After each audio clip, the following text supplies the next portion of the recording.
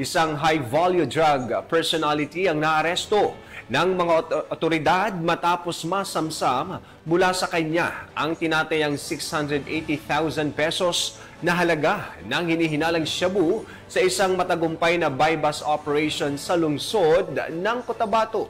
Ibabalita yan ni Pacho Woman Angela Bandarlipe. Arestado ang isang high-value individual at nasamsamang 680,000 pesos halaga ng shabu sa ikinasang Joint Anti-Illegal Drug Buy-Bust Operation sa Barangay Poblacion 5, Cotabato City nito lamang ika-29 ng Hunyo taong kasalukuyan.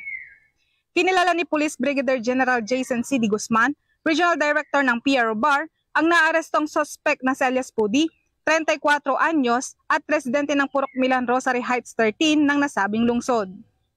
Dakong alas 11:45 ng umaga, nang isagawang operasyon ng mga operatiba ng PNP Drug Enforcement Group, Special Operation Unit Bangsamoro Autonomous Region, katuwang Cotabato City Police Station 1, IMEG PNP, Arayo at PIDEA Barm at nasamsam mula sa suspect ang dalawang jumbo size na plastic sachet na naglalaman ng hinihinalang shabu na may kabuuang bigat na 100 gramo at tinatayang nagkakahalaga ng 680,000 pesos marked by bus money na ginamit sa operasyon.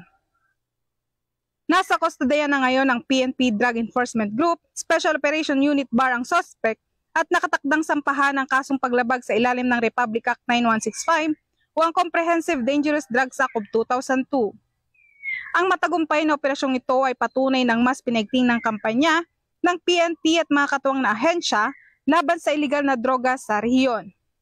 Ipinapaalala ng pamunuan ng ProBAR ang kanilang matibay na paninindigan laban sa kriminalidad at ang patuloy na pakikisa sa mga komunidad upang masugpo ang mabanta sa kapayapaan at kaisan. Mula rito sa riyon ng Bangsamoro, ako ang iyong Police News Network Correspondent, Patroluman Angela Bandarlipe, alagad ng batas, tagataguyod ng Balitang Pulis. Maraming salamat, Patrolwoman Bandarlipe.